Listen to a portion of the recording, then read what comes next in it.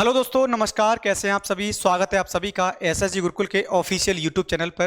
प्यारे दोस्तों, आप सोच रहे होंगे कि मैं आपके सामने क्यों उपस्थित हुआ हूं। तो आपने हाल ही के 2 दिनों के अंदर आपने देखा होगा कि इस समय यूट्यूब पर बड़ा घमासान मचा हुआ है आरपीएफ, एसआई और कांस्टेबल की वैकेंसियों को लेकर।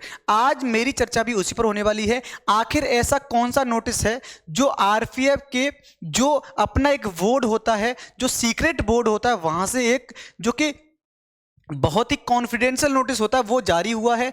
ये बाहर कैसे आया ये किसी को नहीं पता, लेकिन हाँ, आरपीएफ की वैकेंसियों को लेकर कुछ ना कुछ तो चल रहा है ना, आयोग में कुछ ना कुछ तो ऐसा चल रहा है जो कि आरपीएफ के दरोगा और कांस्टेबल की वैकेंसियों को लेकर है।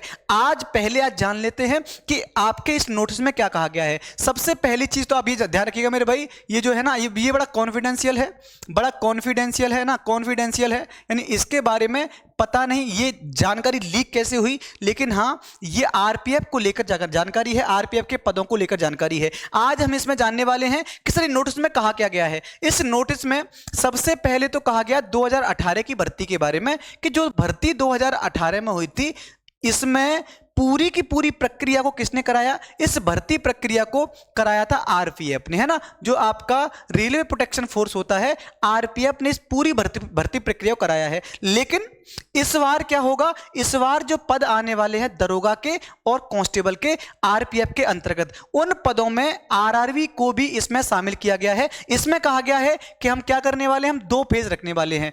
पहला फेज क्या होगा भाई? आपका एग्जाम जो होगा ना, आपका जो एग्जाम होना है पहले फेज में, एग्जाम कौन कराएगा? तो एग्जाम कराएगा बड़ा कौन? आरआरबी, रेलवे रिक्रूटमेंट जो बोर्ड होगा ना, वो एग्जाम कराएगा। उसके बाद जो सेकंड फेज होता है, सेकंड फेज में क्या आपका होगा भाई? फिजिकल स्टैंडर्ड टेस्ट, पीएसटी है, ये कौन कराएगा? ये आपका आरपीएफ कराएगा। तो ध्यान रखिए भाई, इसमें जो आपको जो भी दिख रहा होगा ना, इसमें यह कहा गया है कि भाई पिछला जो हुआ वो हुआ, लेकिन आने वाले जितने भी एग्जाम होंगे, चाहे वो आरपीएफ कांस्टेबल का हो या आरपीएफ में दरोगा का हो, दोनों ही एग्जामों में दोनों ही आयोगों की अपनी भूमिका होगी। आरआरबी ये रिटन टेस्ट कराएगा और आरपीएफ आपका फिजिकल के बाद की जो भी प्रक्रिया होंगी उनको पूरी कराने वाला है। अब आगे बात करते हैं इसमें कहा क्या गया है। इसमें यह कहा गया है कि भाई हम क्या करेंगे, अब हम आरआरबी को भी माध्यम बनाएंगे फिजिकल के दौरान। जब भी क्या होगा, जब आपका एग्जाम हो जाएगा तो एग्जाम के बाद जब भी फिजिकल की डेट आएगी, फिजिकल स्टैंडर्ड टेस्ट होगा, उसके लिए इंक्लूड किसको किया जाएगा? उसके लिए इंक्लूड आरपीएफ को किया जाएगा। यानी पूरी की पूरी जिम्मेदारी किसकी भाई? फिजिकल और मेडिकल की। फिजिकल और मेडिकल की जो जिम्मेदारी होगी, फिजिकल और मेडिकल की जिम्मेदारी होगी ना, ये किसकी रहने वाली? आरपीएफ की रहने वाली है। लेकिन एग्जाम कंडक्ट कौन कराएगा? ये आरआरबी एग्जाम कंडक्ट कराएगा। यही नोटिस है और इन्होंने ये कहा है कि क्या हमारे द्वारा ये जो काम किया जा रहा है, क्या ये सही है? यानी ये आपस में अधिकारियों ने ये चर्चा की है और अधिकारियों ने आपस में ही पूछा है कि अगर हमारे द्वारा ये किया जा रहा है, अगर आपको लगता है ये ठीक है, तो आप क्या करिए, आप इसको बताइए, जिससे कि हम क्या कर सकें, आने वाले 16 अक्टूबर तक इस प्रस्ताव को पारित कर पाए कि हाँ भाई, इसमें जो आने वाली भर्ती प्रक्रिया है, इसमें दोनों को समान भागीदारी के साथ शामिल होना पड़ेगा, है ना, चाहे वो आरपीएफ हो चाहे आरआरबी हो।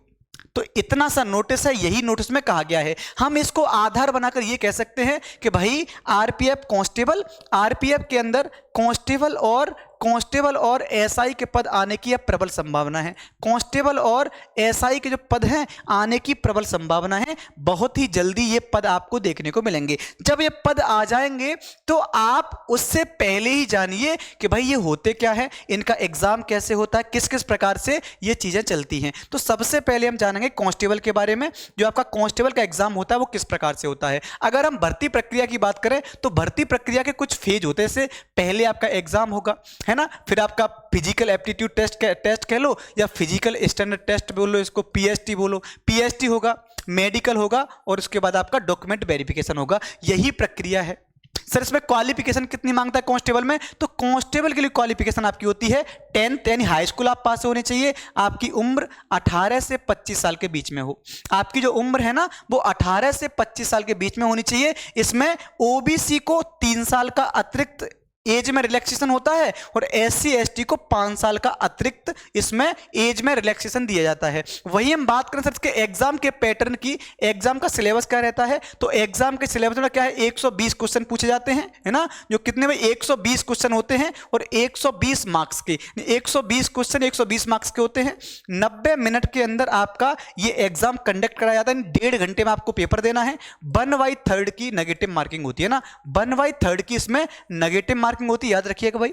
इसमें सबसे ज्यादा प्रश्न कहां से आते हैं, तो जीके जीएस से इसमें आपको 50 प्रश्न देखने को मिल जाएंगे, है ना, 50 प्रश्न जीके जीएस से आते हैं। इसमें मैथमेटिक्स के 35 प्रश्न हैं और आपके रीजनिंग के 35 प्रश्न हैं। रीजनिंग और मैथ को समान रखा गया है। इसमें सबसे ज्यादा प्रश्न आएंगे वो आपके जीके जीएस से आएंगे, करंट अफेयर्स से आएंगे। जीके जीएस और करंट अफेयर्स से होने वाले हैं। जब ये एग्जाम क्वालिफाई हो जाएगा, यानी इसको कौन कराएगा मेरे भाई, अब ध्यान रखना, इसको आरआरबी कराएगा, रेलवे रिक्रूटमेंट बोर्ड, यानी इसको कौन कराएगा भाई, जो आपका एग्जाम है ना, एग्जाम को कंडक्ट कराने वाला है आरआरबी। उसके बाद प्रक्रिया कौन सी होगी, फिजिकल की हो जाएगी। कौन कराएगा भाई इसको कराएगा आरपीएफ। यही आपके आज के नोटिस में कहा गया है, जो नोटिस कॉन्फिडेंशियल था, जो जारी हो गया है, जो पब्लिक हो गया है, उसमें क्या कहा गया है कि जैसे ही एग्जाम हो जाएगा, जो बच्चे फिजिकल के लिए अपीयर हो जाएंगे उनका फिजिकल आरपीएफ को कराना पड़ेगा। आरपीएफ फिजिकल कराएगा भाई, ठीक है। इसमें क्या क्या होता है सर, तो आप देखेंगे सर इसके फिजिकल की अब जब भी हम चर्चा करेंगे ना, इसके जब आप फिजिकल की चर्चा करेंगे तो फिजिकल में आप देखोगे सर आरपीएफ का जो एसआई और कांस्टेबल, एसआई और कांस्टेबल दोनों का फिजिकल सेम होता है ना, एसआई और कांस्टेबल का दोनों का फिजिकल सेम होता है और दोनों का रिटन एग्जाम सेम होता है, बशर्ते क्वालिफिकेशन का अंतर होता है। इसमें जो क्वालिफिकेशन होती है ना एसआई में, दरोगा में, वो क्वालिफिकेशन आपकी होती है भाई, वो कौन सी, 20 से 25 साल, ओबीसी के लिए 3 साल का रिजर्वेशन और एससी एसटी के लिए 5 साल का रिजर्वेशन। और इसके रिटन एग्जाम को भी, यानी इसके रिटन एग्जाम को भी कौन कराएगा, इसके रिटन एग्जाम को भी आरआरबी कराएगी, आरआरबी कराएगी, है ना। नेगेटिव मार्किंग मैंने आपको बता दी है, सेम कितनी जाती है, 1/3 की है। क्वेश्चन सेम पूछे जाएंगे, बस अंतर इसमें क्या है, अंतर होता है बेटा किसका, कि एग्जाम का जो लेवल रहेगा उसके लेवल में थोड़ा अंतर होता है। दरोगा का एग्जाम में थोड़ा सा हो सकता है कि क्वालिटी थोड़ा सा बढ़ा दे और ऐसा कांस्टेबल में थोड़ी सी कम कर दे। अब हम बात करते हैं भाई कि जो आपका पीएसटी होगा, फिजिकल स्टैंडर्ड टेस्ट होगा, फिजिकल स्टैंडर्ड टेस्ट को कौन कराने वाला है, तो आपका आरपीएफ कराएगा, है ना। आरपीएफ जो है ये आपके पीएसटी को कराने वाला है। सर इसमें क्या होता है, तो पुरुषों के लिए बात करें हम, मेल कैंडिडेट के लिए हाइट इसमें रहती है 165, है ना, 165 सेंटीमीटर है। इनका चेस्ट नॉर्मल 80 और फुला करके 85, यानी 5 सेंटीमीटर का इसमें फुलाव होना चाहिए ना, 5 सेंटीमीटर का फुलाव होना चाहिए। सर इसमें रनिंग कितनी होती है, तो 5.25 मिनट में, यानी 5 मिनट 45 सेकंड में ये आपको 1600 मीटर रेस लगानी है। हाई जंप की बात करें तो हाई जंप कितनी है मेरे भाई, ऊंची कूद, तो ऊंची कूद आपकी 4 फीट है और लॉन्ग जंप का मतलब होता है लंबी कूद आपकी 14 फीट है। ये आप जानते हैं, अगर आपके गांव के व्यक्ति हैं, गांव के एक मतलब सामान्य अगर कोई स्टूडेंट भी है ना जो गांव से बिलोंग करता है, ये चीजें उसके लिए नॉर्मल हो जाती हैं। फीमेल की बात करें तो फीमेल के लिए हाइट कितनी रखी गई है, 157 सेंटीमीटर रखी गई है। इनके लिए रनिंग कितनी भाई, तो 3.25 मिनट में, यानी 3 मिनट 45 सेकंड में इनको 800 मीटर रनिंग लगानी पड़ेगी, है ना। लॉन्ग जंप की बात करें, यानी जो गांव में सामान्यतः पैंता बोलते हैं इनको, पैंता, तो भैया लॉन्ग जंप कितनी है, 9 फीट है। हाई जंप कितनी है, 3 फीट है। ये महिलाओं के लिए है। तो याद रखो मेरे भाई, फिजिकल और एग्जाम एसआई और कांस्टेबल के लिए सेम है, सेम पैटर्न पर आपको होना है, सेम पैटर्न पर आपका कराया जाएगा। इन सभी चीजों को आपको क्या करना पड़ेगा, ध्यान रखना पड़ेगा। अब जो आज की हमारी चर्चा है वो ये है भाई, फॉर्म कब तक आने वाले हैं, ये फॉर्म जो होंगे वो कब तक आएंगे, यानी जो नोटिस जारी हुआ है इसके अनुसार फॉर्म कब तक आ जानी चाहिए। तो भाई देखो, मेरा तो आपसे सुझाव ऐसा है, मेरा जो आपसे सुझाव है ना, वो सुझाव ये है कि आपके जो फॉर्म हैं वो डेफिनेटली आएंगे ही आएंगे, वैकेंसियां तो आनी ही आनी हैं। इसका सुझाव मेरा ऐसा है भाई कि आप लोग क्या करिए, आप लोग तैयारी स्टार्ट करिए, आप लोग तैयारी स्टार्ट करिए। किसकी, तो भैया आप एग्जाम की भी तैयारी साथ में स्टार्ट करो और फिजिकल की भी स्टार्ट आप साथ में ही करो। क्यों, क्योंकि फिजिकल जो है ना इसका, वो नॉर्मल नहीं है। एक सामान्य जो विद्यार्थी होता है ना, जो कभी रेस लगा ही नहीं रहा है, उसके लिए बड़ा टफ हो जाता है। तो आप लोग अभी से तैयारी स्टार्ट कर दो, जिससे कि जब एग्जाम हो तो आपको कोई कठिनाई ना हो। हम बात करें सर पेपर कब और कैसा होगा, तो पेपर होना कब है, भर्ती आ जाने के 2 से 3 महीने का समय मिलता है, पेपर होगा। अब पेपर होगा कैसे, तो पेपर बड़ा इसका क्या होता है भाई, ऑनलाइन मोड में होता है सर इसका एग्जाम।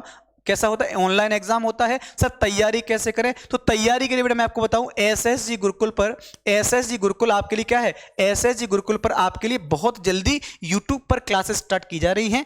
आप लोग को शेड्यूल दे दिया जाएगा, है ना। अगले वीडियो में आपको प्रॉपर शेड्यूल के साथ बताया जाएगा कि इसकी क्लासेस कब से स्टार्ट हो रही हैं, जीके जीएस में कौन से सर पढ़ाने वाले हैं, मैथमेटिक्स कौन से सर पढ़ाएंगे और रीजनिंग किसके द्वारा पढ़ाई जाएगी, ठीक है। किस विषय को कितना पढ़ें सर, किस विषय को कितना पढ़ें, मैं आपको बता दूं, इसमें सबसे बड़ी भूमिका किसकी है, जीके जीएस की है। इसमें सबसे बड़ी भूमिका जीके जीएस की है। लेकिन याद रखना बच्चों, जो जीके जीएस आपका होता है ना, इसमें आपका जीके जीएस के अंतर्गत जो आपके सब्जेक्ट, आपके जैसे आपका पॉलिटी है, जैसे आपका पॉलिटी है, पॉलिटी इसमें आता है ना, इसमें आपका हिस्ट्री आता है, इसमें आपका इकोनॉमिक्स आता है, इसमें आपका ज्योग्राफी आता है, करंट अफेयर्स आता है, स्टैटिक जीके आएगा, स्टैटिक जीके वाला पोर्शन आएगा, इसमें आपका साइंस वाला पोर्शन आएगा, साइंस आने वाला है। तो इस प्रकार से आप देखो सर क्या है, जीके जीएस का एक बहुत बड़ा रोल है, एक बहुत बड़ा रोल के साथ साथ बहुत बड़ा सिलेबस भी है। तो कोशिश करेंगे आप कि जीके जीएस पर थोड़ा सा समय दीजिएगा आप लोग, है ना, क्योंकि 50 प्रश्न बहुत होते हैं। यानी अगर आप टोटल ओवरऑल की बात करोगे तो आधे मार्क्स हैं, आपको आधे मार्क्स के आसपास लाना है। आप बोलो आधे मार्क्स कैसे हो गए, 70 तो उसमें है। आधे मार्क्स का बड़ा मतलब यह है कि अगर आप इसको पढ़ते हैं तो डेफिनेटली यहां से गलत नहीं हो, क्योंकि कैलकुलेशन नहीं है ये। अगर आपसे आता है तो कर जाओगे आप लोग, है ना। बात करें इसमें आपको मैथ और रीजनिंग पर भी क्या करना पड़ेगा, और मैथ और रीजनिंग पर भी आपको महत्व देना पड़ेगा, क्योंकि टोटल मिला के क्वेश्चन कितने हैं, 70 क्वेश्चन आपके होने हैं। साथ ही साथ रेगुलर व्यापरा प्रैक्टिस करते रहना, क्योंकि समय कितना है, 90 मिनट है। कभी कभी क्या होता है, आप कैलकुलेशन में लग जाते हैं, आपका समय छूट जाता है, ठीक है। आप कहोगे सर क्या है, जिन विद्यार्थियों ने अभी हाल ही में क्या की है, तैयारी स्टार्ट की है, या वो 10th या ग्रेजुएट हुए हैं और वो कांस्टेबल और दरियाई तैयारी करना चाहते हैं, तो क्या करें, उनके लिए बड़ा सरल हो जाता है। ऐसे विद्यार्थी जो अभी हाल ही में 10th क्वालिफाई किए हैं, उम्र 18 साल हो गई है, जिन्होंने ग्रेजुएशन कर लिया है उम्र इनकी जो है 20 साल हो गई है, तो ऐसे लोगों के लिए बहुत फायदा है। क्यों, क्योंकि उन्हें इधर उधर भटकना ही नहीं है। सीधा सिलेबस पकड़िए और पढ़ना स्टार्ट कर दीजिए ना, सीधा सिलेबस पकड़िए और पढ़ना स्टार्ट कर दीजिए। कठिनाई उसके लिए होती है जो थोड़ा सा पढ़ चुका होता है। क्यों, फिर वो कंपेरिजन करता है कहां पढ़ूं कहां नहीं पढ़ूं। अगर आप लोग एकदम शुरुआत में अगर आप लोग तैयारी कर रहे हो ना, तो जुट जाइएगा, क्योंकि तैयारी ही एकमात्र ऐसा साधन है जो आपको सफलता दिला सकती है ना, सफलता दिला सकती है। सर तैयारी कहां से करें, तो तैयारी कहां से करें, मेरा आपसे एक सुझाव रहेगा, एसएसजी गुरुकुल आपको एक बेहतर कंटेंट के लिए जाना जाता है। अगर आप लोग अपने तैयारी में एक बढ़िया धार देना चाहते हैं तो हमारे साथ जुड़ सकते हैं। ये वैकेंसियां अगर घोषणा हो गई है तो संभवतः आनी ही है वैकेंसियां।